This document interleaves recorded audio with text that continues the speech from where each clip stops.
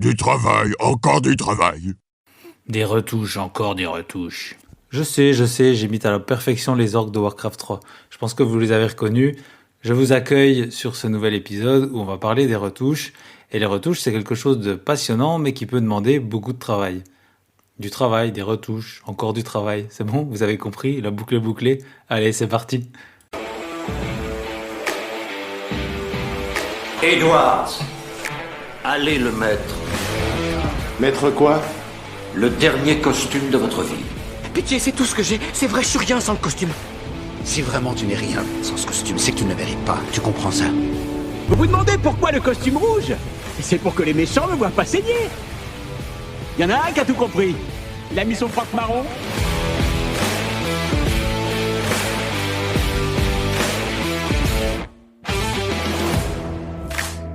Bonjour à tous et bienvenue dans ce nouvel épisode de Cosplay et compagnie.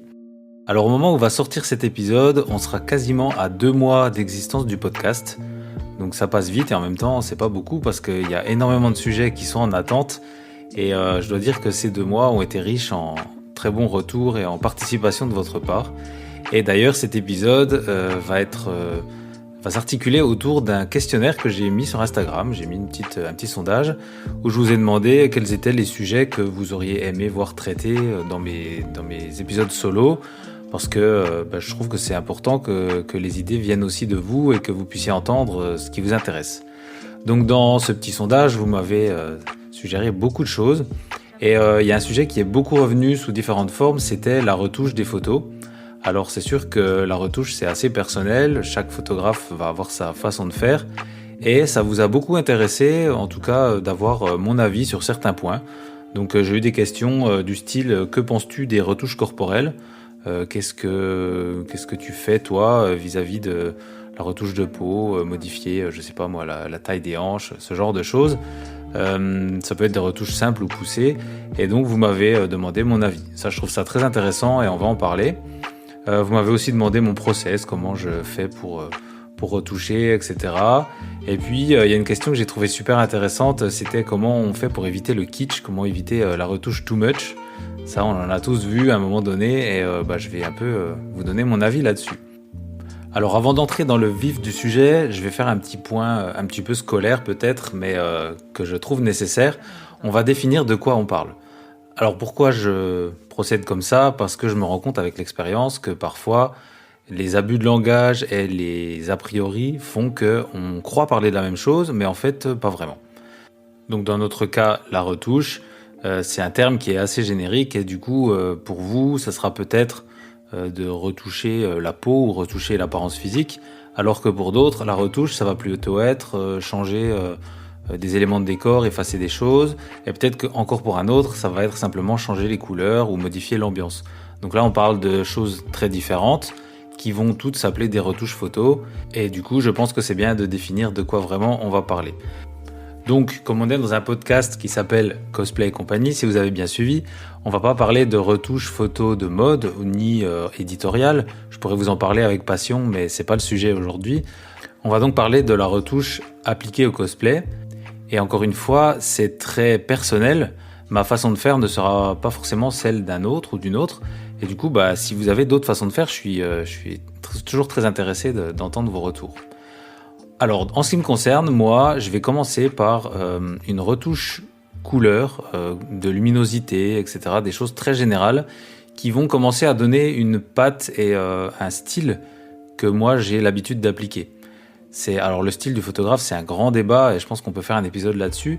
Mais en tout cas, en faisant des choses qui sont similaires entre chaque photo, on va appliquer quelque chose qu'on aime, qu'on apprécie. Et ça va pour moi passer par la façon dont je vais modifier les couleurs et la luminosité.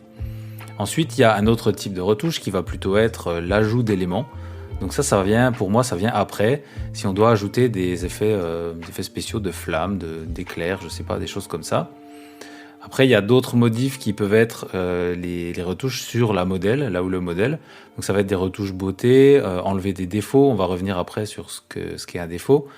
Il peut y avoir des petites modifs à faire sur le costume s'il y a des choses à changer. On y reviendra aussi également. Et puis après, il y a les modifs un peu plus compliqués, comme les modifs de décor. Alors compliqués ou pas, ça dépend de ce qu'on veut faire. Mais les modifs sur le décor, si on veut enlever des choses ou en ajouter. Et enfin, il y a un travail d'ambiance qui va être fait pour moi à la fin. Vraiment ajouter cette ambiance, le petit brouillard, les petits effets de lumière, qui devront pour moi être en adéquation avec ce qu'on a fait auparavant. Donc pour récapituler, la retouche photo, pour moi en cosplay, c'est la partie retouche de la colorimétrie, des couleurs générales, de la luminosité. Ensuite, en deuxième, ça va être l'ajout d'éléments à mettre par rapport au personnage. Ça va être les modifications sur la modèle ou le modèle, tout ce qui est beauté, modification du costume en lui-même. Ensuite, en quatrième, la modification dans le décor. Est-ce qu'on ajoute, est-ce qu'on enlève des choses ? Et le cinquième point, ça va être le travail d'ambiance qui va venir servir les retouches qu'on a fait auparavant. Et je vais vous expliquer tout ça. Alors, pour commencer, je vais vous parler déjà un petit peu de ma méthode, puisque c'est une question qui m'a été posée. Quelle est ta méthode ? Et on va parler de cette première partie qui est donc la retouche colorimétrique, la luminosité, etc. Ça, je pense que ça rentre vraiment dans les goûts très précis du photographe ou du retoucheur qui va travailler sur la photo.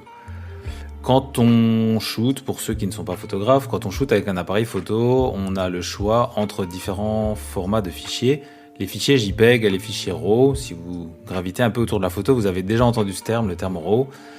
Qu'est-ce que c'est le RAW ? Le RAW, c'est un fichier qui ne va pas interpréter la photo. C'est une photo brute. RAW, ça veut dire brute en anglais. C'est une photo brute que vous allez pouvoir développer ensuite dans des logiciels. Le plus connu étant Lightroom, aussi Photoshop avec Camera Raw. On va importer ce fichier dans le logiciel et on va pouvoir faire des modifs beaucoup plus poussés qu'avec un JPEG, puisque le JPEG a été déjà interprété par l'appareil photo, selon les réglages qui sont entrés dedans, et on a beaucoup moins de marge de manœuvre, puisqu'on va déjà lui appliquer par exemple une balance des blancs pour donner des tons chauds à la photo. Si l'appareil photo l'a appliqué au JPEG, on va pouvoir changer un petit peu, mais on va pas pouvoir réinterpréter comme on pourrait le faire avec un RAW. Bon, j'espère que j'ai pas perdu les non-photographes, mais l'idée est de dire qu'en choisissant un de ces deux fichiers, on a une latitude beaucoup plus grande dans le travail qu'on va pouvoir faire derrière. Il s'agit du RAW. Donc quand on se retrouve avec ce fichier RAW, on va pouvoir travailler quelque chose de très personnel, c'est-à-dire appliquer des tons, appliquer des colorimétries, appliquer une luminosité qui nous convient. Et en plus, avec des logiciels puissants, je vais parler de Lightroom parce que c'est ce que j'utilise et je ne me risquerai pas à faire des comparatifs. On va pouvoir même faire des choses très précises, très localisées. Si par exemple je veux retoucher la luminosité de mon personnage et pas du décor, c'est possible directement avec des masques, des choses comme ça. Et c'est là qu'on va pouvoir commencer à travailler vraiment le style qu'on aime appliquer. Et puis après, en termes de colorimétrie, si on aime bien les tons chauds, si on aime bien les lumières de fin de journée par exemple, on va pouvoir donner un style vraiment en travaillant ça. Après, il y a des choses aussi très subtiles, comme par exemple la couleur des ombres, la couleur des lumières chaudes. Je pense que quand on commence à entrer dans ce genre de choses, on va se rendre compte qu'il y a des choses qu'on aime plus ou moins. Par exemple, moi je vous donne un peu comment je procède. Par exemple, moi, les ombres sont toujours un petit peu bleutées parce que je trouve que ça donne un rendu cinéma. Refroidir un peu les ombres, ça va donner du contraste général à l'image et c'est quelque chose que j'aime. Je le fais parce que j'aime ça et c'est un petit détail parmi tant d'autres. En tout cas, je vous encourage vraiment à faire ce que vous aimez et ne pas reproduire des styles tout faits. Quand on utilise Lightroom, par exemple, on peut télécharger des presets, c'est des réglages déjà faits qu'on peut appliquer à sa photo. Et quand on fait ça, pour moi, on n'apprend rien et on n'applique rien qui vient du cœur. Parce que vous allez appliquer un truc téléchargé sur Internet, même si c'est un photographe que vous suivez qui l'a fait, il n'y a pas vraiment d'âme là-dedans. Alors que si, par exemple, on va reprendre l'histoire des ombres froides, vous aimez appliquer cette couleur bleutée dans les ombres, et que d'un autre côté, vous allez plutôt donner un ton orangé aux hautes lumières, ça c'est un exemple très classique, mais vous aimez faire ça, vous faites ça, vous ajoutez encore d'autres petits détails que vous avez vus par-ci par-là, vous allez faire une espèce de mix, de cocktail qui vous appartient à vous et à personne d'autre, et c'est ce qui va créer votre identité. Alors je sais qu'au début, L'identité photographique, c'est quelque chose d'hyper compliqué, on passe tous par là. Mais c'est en faisant tout plein de petites choses comme ça qu'on finit par vraiment aimer son rendu et avoir une image unique. Donc s'inspirer de petits détails chez les autres, oui. Recopier ce qu'on voit, c'est plutôt non, parce que du coup, vous n'allez rien apprendre et pas mettre de vous, de votre âme dans vos photos. Donc cette première partie de retouche, pour moi, elle est très très importante parce que c'est là qu'on va, vous l'avez compris, on va donner son âme à l'image. Et ça va beaucoup influer sur ce qu'on va faire derrière. Si vous donnez un ton chaud et que derrière vous ajoutez des choses qui ne sont pas compatibles avec le ton chaud, ça va un peu dénoter. Et on va revenir après sur cette partie des choses qui dénotent. Donc moi je fais ça dans Lightroom, je fais mes modifs et puis après je vais exporter, une fois que j'ai fait mon travail, je vais exporter mon fichier en PSD, ça c'est ma méthode. J'ai mis assez longtemps à trouver cette méthode-là, mais j'aime bien faire comme ça maintenant. J'exporte un PSD, c'est un fichier pour Photoshop que je vais pouvoir travailler pour faire la suite des modifs. Donc avant d'aller plus loin et de passer aux autres types de retouches, je vais attirer votre attention sur le fait que ce travail que je viens d'expliquer, il prend un peu de temps. Je vais passer du temps sur une première photo et on peut très vite, surtout sur la première photo d'un shoot, on peut très vite passer 10-15 minutes à réfléchir à la direction qu'on va prendre. Et pour moi, c'est important, ça l'est maintenant, ça l'était pas autant avant, c'est important de se limiter dans ce temps de réflexion et ne pas passer 3 heures sur votre shooting avec cette étape, parce que derrière, vous allez être un petit peu dégoûté quand même de tout ce qui reste à faire. Donc, pourquoi je vous explique ça ? C'est parce que avant, quand j'ai commencé, je sortais d'un shoot hyper motivé, hyper content avec 300, 400, 500 photos. Ça dépendait du temps qu'on passait et de l'ambiance sur le shooting. On peut rentrer avec énormément de photos. Les photographes, vous savez de quoi je parle, je le sais. En tout cas, l'erreur que je faisais avant, c'était de retoucher trop de photos. Et clairement, c'est une erreur parce que, comme je disais, on passe beaucoup de temps et on se dégoûte un peu. Et la fin, on va clairement plus la bâcler que le début. C'est donc quelque chose que je fais maintenant, que je ne faisais pas avant. Je demande aux personnes de choisir avec moi 5 photos. Donc ça, c'est la base sur les shootings que je fais. Je fais pas moins parce que moins, c'est quand même pas beaucoup. 5 photos, ça va être le choix qu'on va devoir faire pour commencer la retouche. Alors là, on touche un point très sensible, c'est que choisir, c'est renoncer. Et je suis d'accord, c'est très très très difficile de choisir 5 photos sur un shooting, surtout s'il a été productif. Après, encore une fois, c'est hyper personnel parce que si vous faites des retouches assez simples, par simple, j'entends pas là quelque chose de péjoratif, mais quelque chose qui ne va pas prendre énormément de temps par photo. Donc par exemple, si vous vous arrêtez à ce que je viens d'énoncer, la partie couleur, luminosité, c'est facilement applicable sur un lot de photos. Avec avec Lightroom, on peut faire des choses en lot qui vont permettre de gagner un temps fou. Donc peut-être que si vous ne faites que ça, encore une fois, le que, je le mets entre guillemets, ça ne veut pas dire que c'est pas qualitatif, c'est que ça sera votre style et c'est comme ça. Si vous passez, ça vous permet de faire des choses en lot, alors peut-être que vous allez faire plus de photos, 20 ou 30 photos ne seront pas problématiques. Par contre, si vous prenez chaque photo en détail et que vous y passez 1 heure, admettons qu'on passe 1 heure, ce qui est pour moi un minimum, parce qu'on passe vite plus de temps, mais disons que vous prenez 1 heure, déjà les 5 photos vont vous prendre 5 heures de retouche. Si vous avez shooté pendant 1h30, 2 heures, 5 heures de retouche, on voit déjà qu'il y a un déséquilibre entre les deux étapes. Donc pensez à ça, pensez au temps passé. Et après, si vous faites seulement quelques shootings par an pour dépanner vos amis, parce que c'est quelque chose qui vous plaît de temps en temps, peut-être que passer 10 heures de retouche après un shooting, ça vous va, et c'est très bien, tant mieux. Mais après, si vous faites régulièrement des shootings, si vous avez un statut pro et que vous avez de nombreux clients, alors c'est juste impossible de passer autant de temps sur tous les shootings. Donc c'est là que le choix va être crucial pour votre santé mentale, je pense, et puis aussi pour pouvoir faire d'autres choses, parce que si on sort un shoot par an, parce qu'on y a passé un temps fou, ça va devenir compliqué de se faire plaisir. Donc si je reprends mon cas, si c'est un travail de collaboration avec un projet que moi j'ai lancé, un projet perso, Si j'estime que j'ai envie d'y passer 20 heures, j'ai envie d'y passer 30 heures, etc., je vais sortir le nombre de photos qui m'arrange parce que c'est le temps que j'ai défini. Par contre, si c'est une prestation et que j'ai demandé à la personne de choisir 5 photos, c'est parce que je sais que ces 5 photos vont rentrer dans le tarif que j'ai proposé. Et puis après, si d'autres photos sont à éditer parce que la personne les aime vraiment, et ben là, je vais demander une compensation, c'est-à-dire que je vais faire un nouveau devis avec un tarif, en fait, tout simplement. Je pense qu'il ne faut pas qu'on ait peur de parler de ça. Si un professionnel demande un tarif pour faire quelque chose, c'est qu'il a estimé que le temps qu'il va passer dessus vaut ce prix.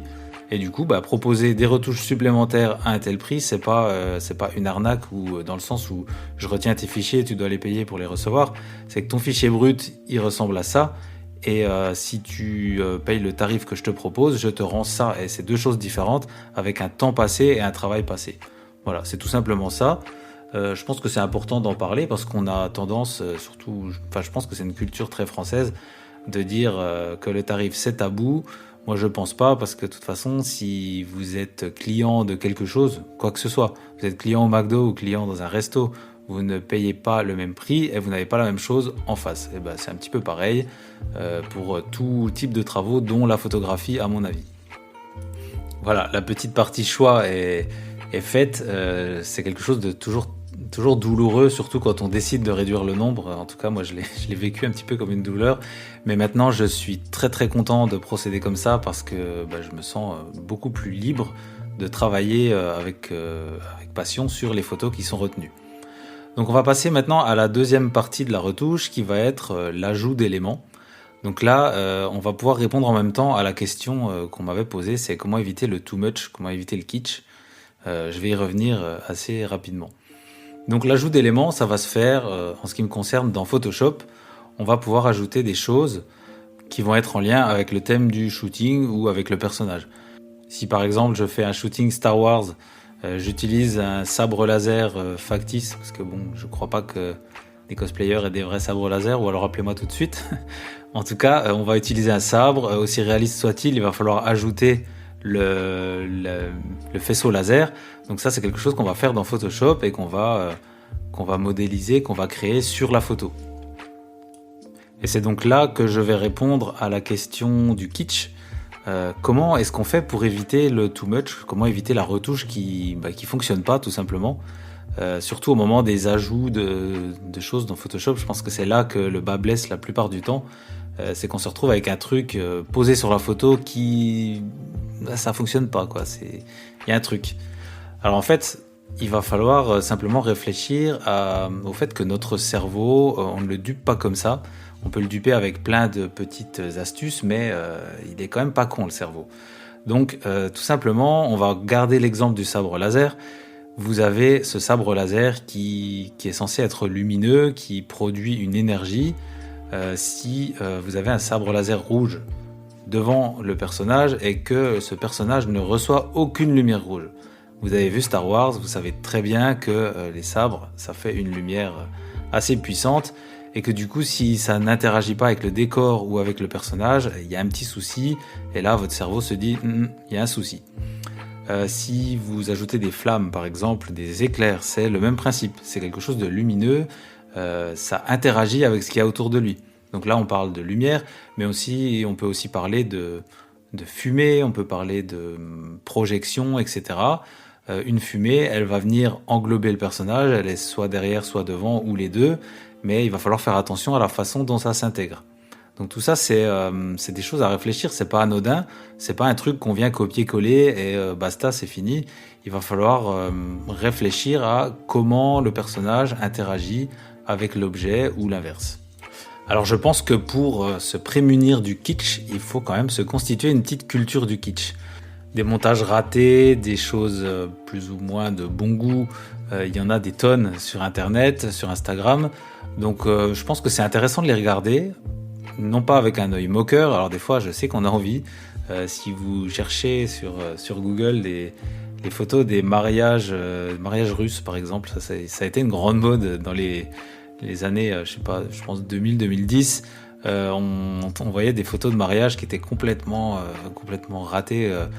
Si vous cherchez, il y a des trucs du genre le marié qui tient la bouteille de champagne avec sa femme qui sort comme un génie qui sort de la bouteille.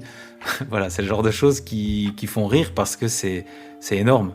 On se rend bien compte que c'est un montage, évidemment, et en fait, on voit que c'est fait grossièrement. C'est des choses qui ne fonctionnent pas et qui portent plutôt à rire, du coup. Mais je pense que dans beaucoup de cas, c'est pas forcément fait avec la conscience que c'est mauvais. C'est fait parfois tout simplement par mauvais goût, mais aussi par maladresse. Et je pense que c'est intéressant de regarder et de se dire, tiens, qu'est-ce qui n'a pas fonctionné à ce moment-là ? Qu'est-ce que j'aurais fait moi pour que ça fonctionne ? Sans se placer dans une position supérieure, de dire je fais mieux que les autres, mais de se poser la question, qu'est-ce qu'il faudrait changer pour que ça fonctionne ? Alors des fois, il y a des idées qui font que ça ne fonctionne pas, clairement, c'est tout, c'est comme ça. Du coup, réfléchir quelle autre idée on aurait pu appliquer. Mais si ça aurait pu fonctionner, comment on aurait pu faire pour que ça fonctionne ? Et c'est des questions qu'on peut avoir avec un œil critique et qui vont permettre de s'améliorer déjà avant de pratiquer. On va améliorer son œil, on va améliorer sa conscience du montage qui fonctionne. Donc une fois qu'on s'est un petit peu entraîné l'œil sur ce qui ne fonctionne pas, ma première astuce à moi, ça va être de penser le montage avant même de shooter. Par exemple, si vous faites, on va revenir sur notre shoot Star Wars, vous faites du sabre laser, vous savez très bien que le sabre va interagir au niveau lumière avec son environnement, avec son personnage, alors essayez au maximum de faire cet éclairage pendant le shooting. Moi, c'est ce que je fais. Peut-être que d'autres vont me dire oui, mais c'est mieux si tu le fais avec Photoshop parce que tu peux faire plus de choses. Peut-être, ok. Mais moi, dans mon cas, j'aime bien éclairer parce que éclairer déjà, ça va permettre de travailler la lumière. On devient meilleur si on sait comment fonctionne la lumière. On devient meilleur en photo et du coup de créer son éclairage sur place, de se dire le sabre laser est là, donc la lumière va dans ce sens. Je vais placer ma barre LED ou mon flash pour que la lumière aille dans le sens que je souhaite. Je vais me retrouver du coup avec quelque chose de très réaliste, de très réussi, en tout cas pour moi. Et ça va permettre de faire la retouche avec vraiment une cohérence par rapport à cet éclairage. Et vous le savez, si vous êtes photographe, la lumière, c'est pas que c'est capricieux parce que ça peut s'apprendre, mais en tout cas, il y a énormément de paramètres. Il y a la réflexion, il y a les changements de densité, de densité de couleur, et plein de choses qui peuvent rentrer en ligne de compte. Et si on apprend à les maîtriser, à les travailler, ça va déjà c'est très très satisfaisant. Et puis ça va donner un rendu qui fonctionne beaucoup mieux. Ensuite, il y a une autre petite astuce que j'ai envie de donner. C'est que quand on passe du temps sur une photo, on s'y attache. Je pense que c'est humain, c'est comme ça, c'est normal. On va passer 1 heure, 2 heures sur une photo. On a un petit côté affectif qui va se créer. On sait le temps qu'on a passé sur cette photo, donc on l'aime. C'est comme ça. Et du coup, il faut un peu se détacher de ça avant de balancer la photo, avant de la publier, avant de l'envoyer au modèle. C'est de laisser retomber un peu la pression. Pour moi, c'est de dormir dessus, comme on dit, c'est une expression. C'est de la laisser... si je termine ma retouche le soir, je vais la re-regarder le lendemain et puis me demander si c'est réussi, est-ce que objectivement ça fonctionne ou pas. Et on a déjà un autre regard et puis on va des fois trouver des petites choses à changer. Et alors c'est sûr que c'est compliqué de se dire j'ai passé 2 heures, c'est nul, je vais recommencer. C'est pas l'idée, c'est de faire des petits ajustements ou des petites choses qui vont permettre d'améliorer. Au moment où on fait ça, ce qui est important aussi pour moi, c'est de changer les conditions dans lesquelles on regarde cette photo. Si vous travaillez sur un grand écran, peut-être ça serait intéressant de se reculer, se mettre debout, plisser les yeux, regarder la photo sur un autre support, sur votre téléphone, sur votre tablette. Ça permet un peu de la voir différemment. Quand on tient une tablette par exemple à bout de bras, on voit la photo très différemment que quand on est collé à son écran d'ordinateur. Ça, c'est des choses qui font qu'on peut des fois être surpris. On a passé 2 heures sur une photo et puis en la regardant de loin, il y a un truc qui nous saute aux yeux, un truc qui va vraiment pas. Moi, ça m'arrive souvent. Je pense que c'est une étape assez importante dans la partie retouche. C'est de prendre du recul carrément au sens propre. Et puis, il y a la partie très difficile, c'est de prendre du recul sur soi-même, de se demander si objectivement c'est réussi. est-ce que cette photo fonctionne? Si quelqu'un d'autre l'avait faite, est-ce que je me dirais j'aurais aimé la faire? Voilà, c'est un travail d'une vie, je pense. C'est quelque chose. Il faut savoir prendre du recul sur soi-même. C'est au-delà du travail photographique en fait. C'est le travail sur soi-même. C'est très très aléatoire. Moi, je pense de temps en temps y arriver, me dire ok là, je suis content. Des fois, je me dis non, c'est pas terrible. Mais même en se disant ça, on sait que c'est pas hyper bon, qu'on aurait pu faire mieux. Et le petit côté affectif que j'ai expliqué avant, il est tellement fort que on diffuse quand même. On se dit allez, ça passe. Je pense que si vous êtes artiste ou photographe, vous savez de quoi je parle. Il y a toujours des petits moments de doute où on n'est pas sûr. Et puis après, la photo plaît moins ou fonctionne moins. On va se dire ouais, ça je le savais, j'aurais pas dû. C'est peut-être ça, c'est peut-être pas ça. Mais en tout cas, il y a toujours ce petit côté doute qui peut rentrer en ligne de compte. Voilà pour cette partie ajout d'éléments. Ce que je peux ajouter, qui va prendre la forme d'un autre conseil, ça va être comment est-ce qu'on fait pour ajouter des éléments. Là, on va partir sur quelque chose de plus technique. Comment ajouter des éléments? Il faut trouver donc les bonnes ressources. Donc, si ces ressources, vous pouvez les fabriquer vous-même. Si c'est de la fumée, par exemple, vous pouvez la faire sur un fond noir, par exemple, et venir l'intégrer sur Photoshop. Ça, on pourrait en parler. Je trouve ça intéressant. Vous pouvez aussi utiliser des éléments que vous photographiez vous-même. Si vous avez une figurine, je sais pas, ce genre de choses. Là, il va falloir bien travailler son éclairage, comme ce qu'on a dit avant. Et après, vous allez pouvoir aller sur Internet. Il y a des banques d'images où vous pouvez télécharger des choses en format PNG. C'est un format qui permet d'avoir des fonds transparents. Par exemple, vous voulez ajouter un Pokémon, par exemple. Vous avez ce Pokémon qui est en fichier et puis le fond est transparent, ça va permettre de l'intégrer plus facilement dans Photoshop et de venir créer des masques qui vont composer votre photo. Donc encore une fois, la vigilance est de mise sur ce genre de travail parce qu'il faut vraiment intégrer les choses correctement. Ne pas hésiter à faire interagir avec le décor. Vous placez un sujet derrière un buisson par exemple et vous masquez la partie qui est derrière le buisson. Et déjà là, on va gagner en crédibilité parce qu'on intègre la profondeur du décor et ça va déjà un peu tromper notre œil et notre œil va se dire ouais ok c'est dans le décor, ça marche. C'est un premier détail, il faut pas oublier les autres, mais voilà c'est un exemple.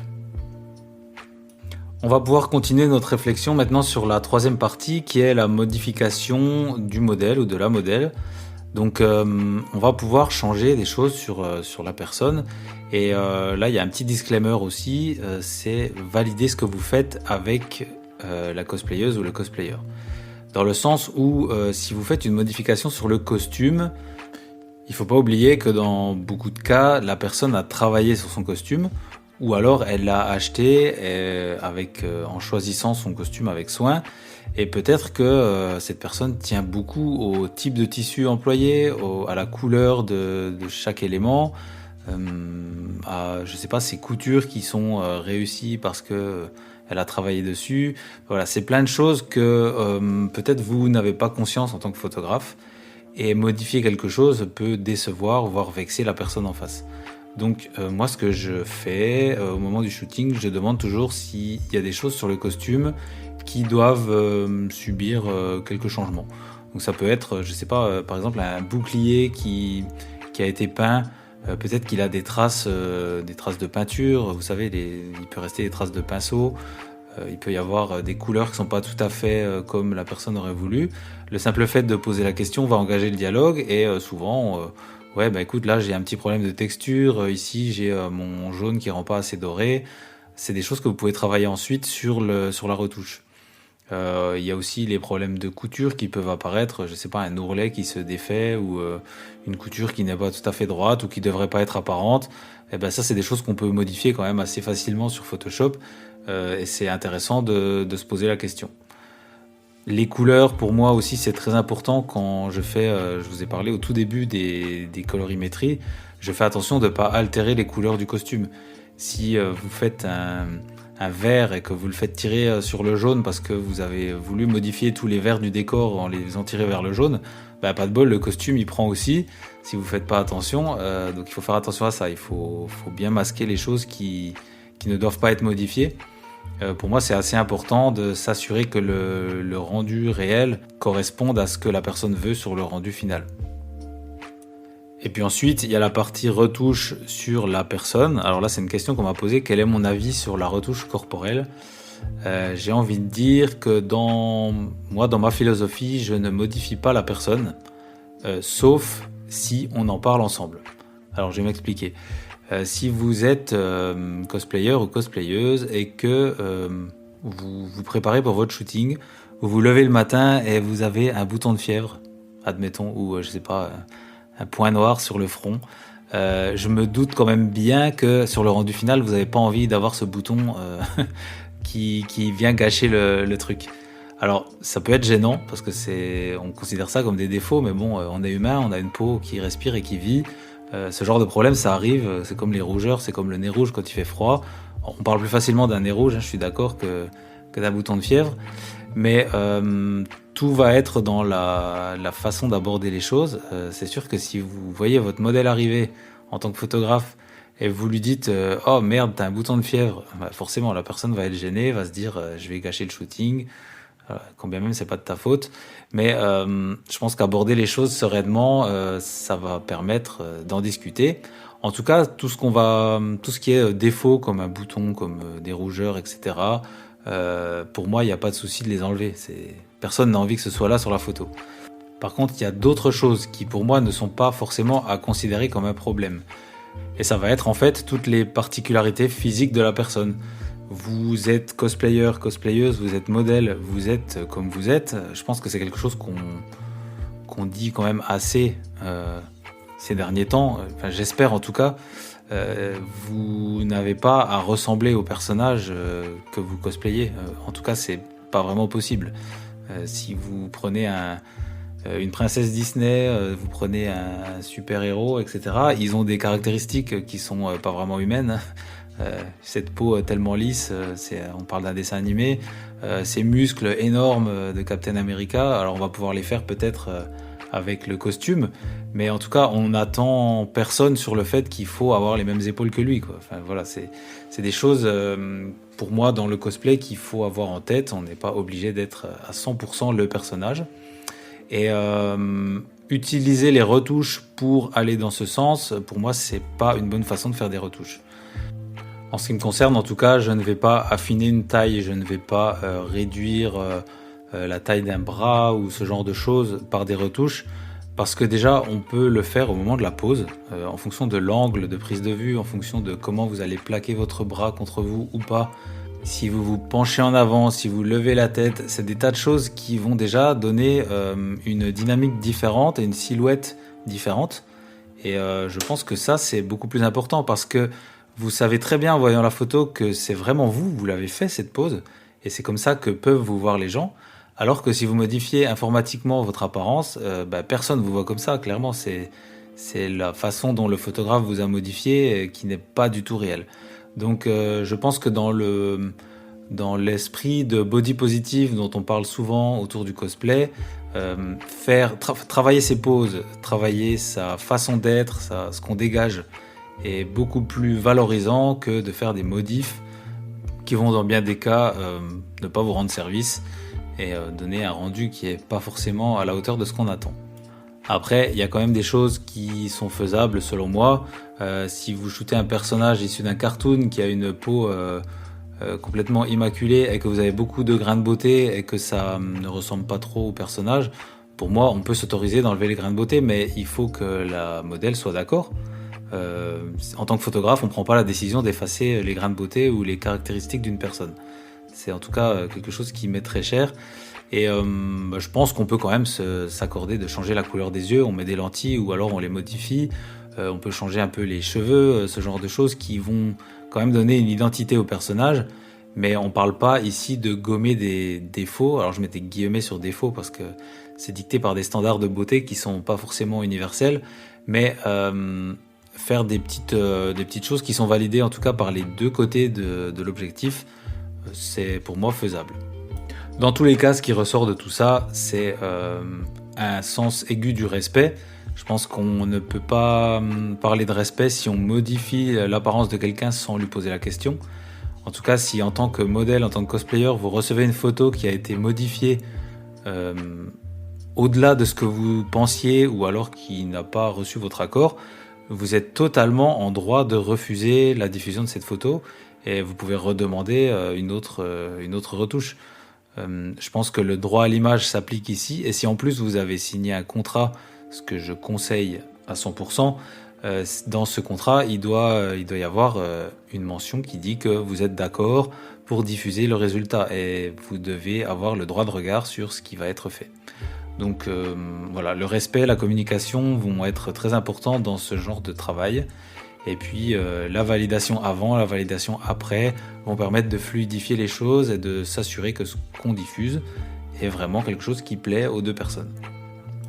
On arrive maintenant au 4e point. Donc après avoir fait, je récapitule, les retouches de colorimétrie, de luminosité, on a fait les ajouts d'éléments éventuels, on a fait la modification sur la modèle ou le modèle.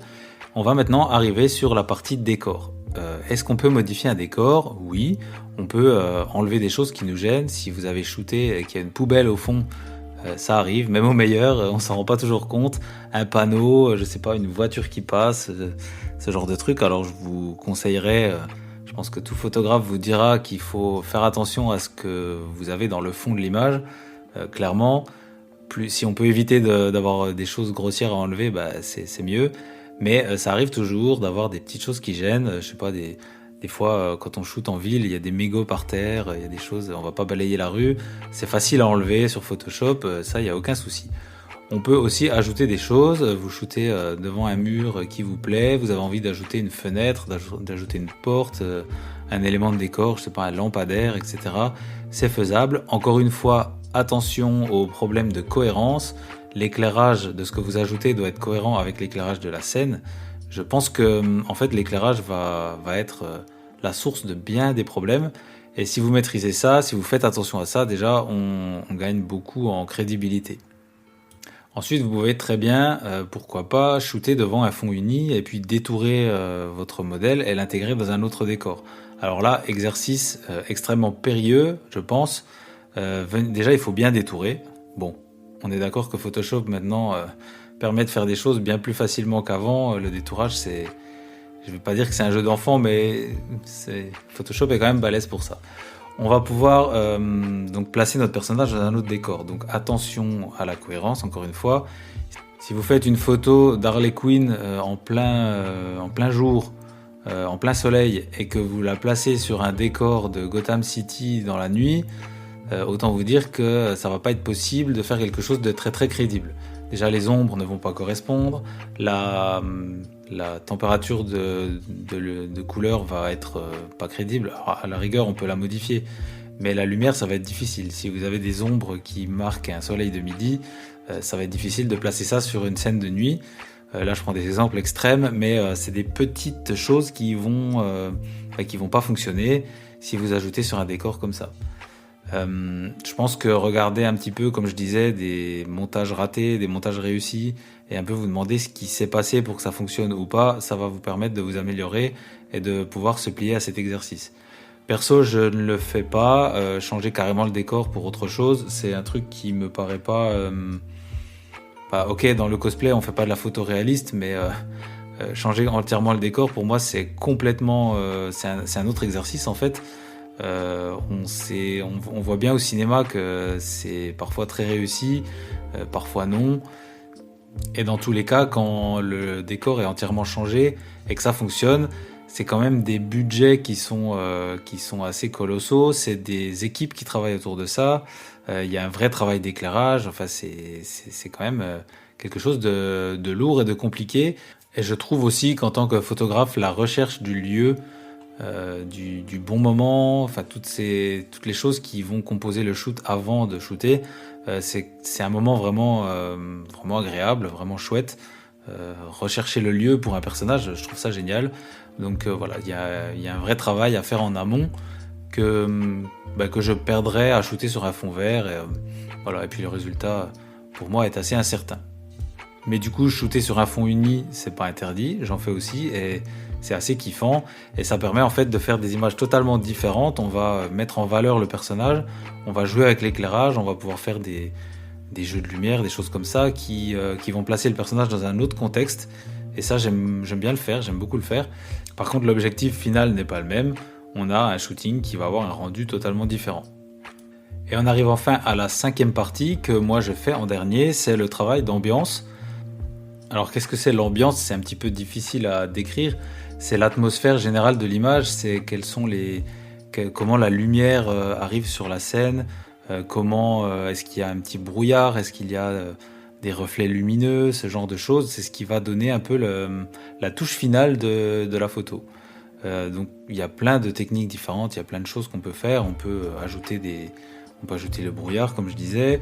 On peut donner des petits flares lumineux. Si par exemple vous avez le soleil qui arrive dans un coin de l'image, vous pouvez un petit peu augmenter ce côté lumineux en ajoutant des choses dans Photoshop. On peut aussi faire des petits reflets sur l'eau. On peut faire des reflets, des effets d'éblouissement sur les parties métalliques par exemple. Voilà, il y a plein de petites choses qui vont venir composer l'image. Alors encore une fois, attention au too much.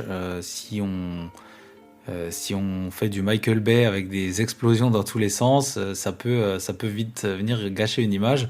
Donc attention à ça. Essayez comme je disais avant, une fois que c'est fait, cette partie-là aussi mérite qu'on prenne du recul littéralement et qu'on se demande si ça fonctionne bien. La partie ambiance peut être faite à la prise de vue, et ça je le conseille aussi. Des petits effets de fumée, venir shooter quand il y a du brouillard plutôt qu'en plein été. Ce genre de choses va donner plus d'identité à la photo, même si c'est pas facile, hein, trouver du brouillard c'est un peu aléatoire, mais en tout cas s'appuyer sur ce qui a été fait dans les prises de vue réelles va permettre de faire une retouche plus réaliste. Et ça je pense que c'est très important de s'appuyer sur des vraies conditions pour pouvoir donner une vraie âme à l'image. Voilà, je suis arrivé au bout des 5 points principaux de la retouche, en tout cas la retouche que moi je pratique pour le cosplay. Ce que je vous ai expliqué aujourd'hui, c'est plutôt l'état d'esprit à avoir plutôt que de la technique. C'est sûr qu'on a beau avoir cet état d'esprit, si on ne sait pas faire techniquement, c'est un petit peu compliqué. Et je pense que la partie technique, il faut l'acquérir petit à petit. On a la chance d'avoir des centaines de tutos, même des milliers de tutos sur Internet, sur YouTube, pour apprendre à faire les choses. Mais je pense que c'est important de ne pas vouloir tout faire en même temps. Si vous regardez certains tutos où on vous montre de A à Z comment faire une retouche, au bout de 2 minutes vous êtes perdu, vous n'arrivez pas à suivre et il y a encore 50 minutes de vidéo, c'est compliqué de rester motivé. Alors que si vous apprenez à faire ajouter un sabre laser par exemple, apprenez à faire ça, faites-le sur une figurine, ça fonctionne aussi. Ça va déjà permettre de prendre confiance dans le processus de retouche. Apprenez ensuite à ajouter un effet de brouillard. Comment est-ce que j'ajoute un effet de soleil qui vient dans l'objectif ? Voilà, tout plein de petites choses comme ça qui vont peut-être vous plaire, peut-être vous déplaire.